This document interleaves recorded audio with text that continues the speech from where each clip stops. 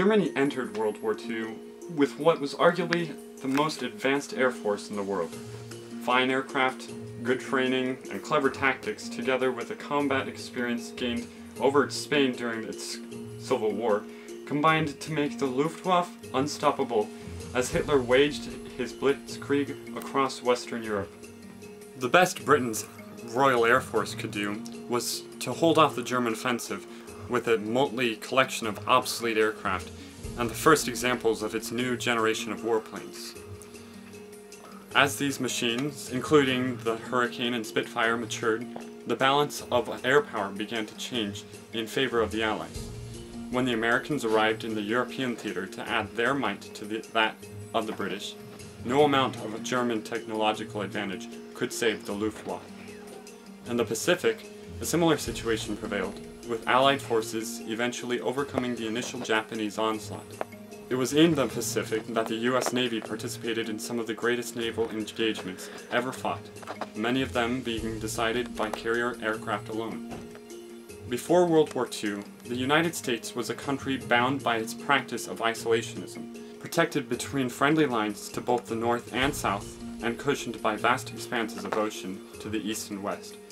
It seemed that the United States was totally safe, which reinforced a solely defensive mindset throughout the war. The US Navy was the primary agent of this policy, assigned to defend the coast in cooperation with strategically placed batteries of the US Army's coast artillery. In September 1939, the US Army Air Corps was equipped with a total of 1,500 aircraft, of which 800 were claimed as first-line strength. The US Navy had a few more than 900 claimed as first line, but several hundred of that number were obsolescent planes. Across the wide Atlantic, the Royal Air Force numbered about 2,000 first-line aircraft, plus reserves, and the Luftwaffe counted approximately 4,000 aircraft ready for combat, plus reserve strengths estimated as high as an additional 1,000. Personal strength of the US Army Air Corps was less than 27,000 officers and men. That was about 1/4 of the Royal Air Force's strength, and 1/20th of the Luftwaffe's personnel. Through Britain's desperation of aerospace fighters, the US was commissioned to begin work in the production of a new line of plane. Using specified designs given by the British government, the US went to work on building the war's most successful attacker. Before its creation, planes like the Spitfire and the Hellcat were used as escorts for B-17s and other bombers on their bombing raids, but only could accompany them part way before they needed to refuel. It was at this point that bombers were their most vulnerable, and it was for this reason that the British government set out to produce an attacker that would be more successful in defending bombers.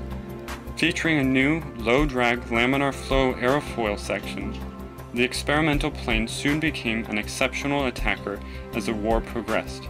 Finally bought by the US Army Air Force, it became the fighter par excellence, escorting bombers to Berlin and beyond, entangling with the best Luftwaffe could put up, including jets and even the rocket-propelled Messerschmitt Me-163.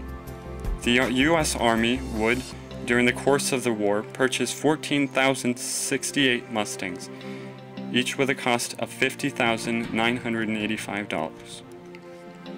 The B-17 Flying Fortress was possibly the most famous American bomber in the course of World War II.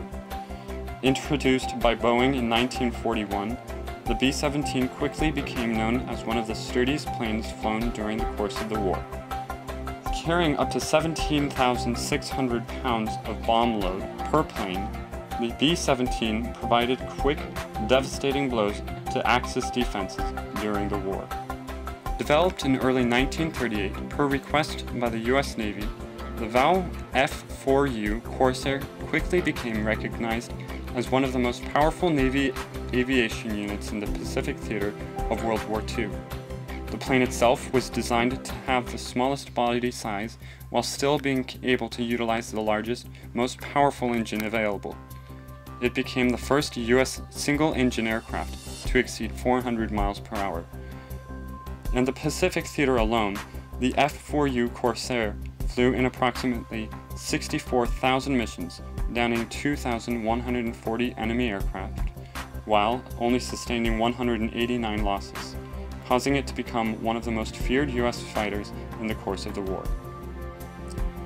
The Royal Air Force's Hawker Hurricane was first introduced to the war effort in 1935, but was not produced on large scale until 1936. Originally, the plane provided good interceptor skills, but was soon outclassed with the introduction of new planes both for and against the Allied powers. The craft was known for its stability, especially when firing, allowing the pilot to fire with little to no deviation from his target. The German Focke-Wulf FW-190A joined the Luftwaffe based in France in August 1941. It utilized the BMW 801 ASA power plant, Germany's first radial engine to be used in a fighter. It was originally built to counter the British Spitfire Mk5, which formed a majority of the Royal Air Force's fleet and proved quite effective in combat. This, once again, gave Germany another fighting advantage over their enemies. However, soon afterward, the British introduced their new and improved Spitfire Mk9 and the Typhoon. Originally disguised as a mail carrier due to Germany's prohibition to forming an air force, the Heinkel HE-111 first appeared in the Spanish Civil War in its early forms, proving itself to be an effective bomber, but the much improved HE-111P was only reaching the Luftwaffe in significant numbers when German troops marched into Poland. Capable of carrying a bomb load of about 4,409 pounds and possessing a top speed of nearly 250 miles per hour, the HE-111 was one of the best heavy bombers in Europe in 1939 to 1940. However, due to its vulnerability, more and more defensive equipment was added to the plane, causing more negative side effects than positive. Undoubtedly, the world breathed a sigh of relief when Hitler was defeated, but there is no denying that World War II pushed the design and production of warplanes and fighters to a whole new level. By the end of World War II, a total of 789,671 aircraft were produced, a staggering number that only continued to increase even after the war. Overall, the introduction of the airplane to warfare was vital to the success of the Allied powers to defeat the Axis powers. It could be said that it was a result of the air power in the world that created the largest impact on the outcome of the war and the future of warfare.